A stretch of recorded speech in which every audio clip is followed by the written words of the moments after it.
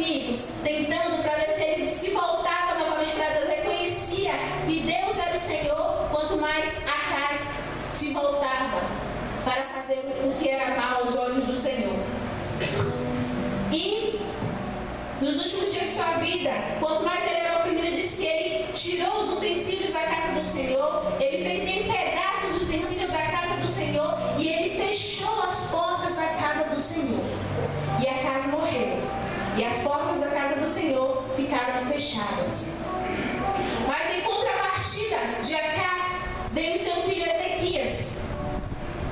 E nos diz a palavra do Senhor, que logo no primeiro ano, se você for acompanhar lá em 2 Crônicas, capítulo 29, quando Ezequias começa a reinar, que logo no primeiro ano do reinado de Ezequias, Ezequias abre novamente as portas da casa do Senhor. E ele promove uma grande restauração espiritual, uma grande purificação. Ele chama os levitas, ele chama os sacerdotes e manda que se purificassem. Eles conclamam ao povo e mandam que se purificassem e voltassem novamente para a casa do Senhor. E ele começa a retirar todos os altares que o seu pai havia levantado a outros deuses e proclamar que só havia somente um Deus verdadeiro que deviam adorar, o Deus que está nos céus. Eles estamos em um culto de família. Ainda que seu pai, ainda que sua mãe, né, da sua trajetória, da sua família, tenham raízes, né, que venham raízes maus, não significa que você também vai ser da mesma forma. Porque Ezequias cresceu vendo seu pai fazendo tudo que era desagradável ao Senhor. Mas ele se posicionou. E quando ele começou a reinar, a primeira coisa que ele faz é purificar, é abrir novamente o templo da casa do Senhor. Aleluia! Não são suas raízes hereditárias que determinam quem é você. Não é o que seu pai fez, o que sua mãe fez, que alguém vai dizer assim, não, vai seguir o mesmo caminho do pai, vai seguir o mesmo caminho da mãe. Não. Jesus tem uma nova história, um novo plano na vida de Aleluia. Aleluia. Aleluia.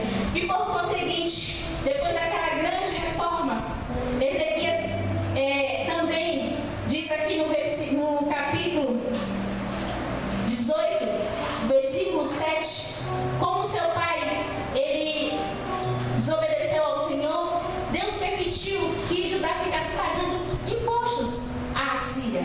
Só que quando Ezequias começa a reinar, ele também se rebela. Diz aqui no versículo 7 do capítulo 18: assim foi o Senhor com ele, com Ezequias, para onde quer que saía se conduzia com prudência, e se revoltou contra o rei da Síria e não mais o serviu.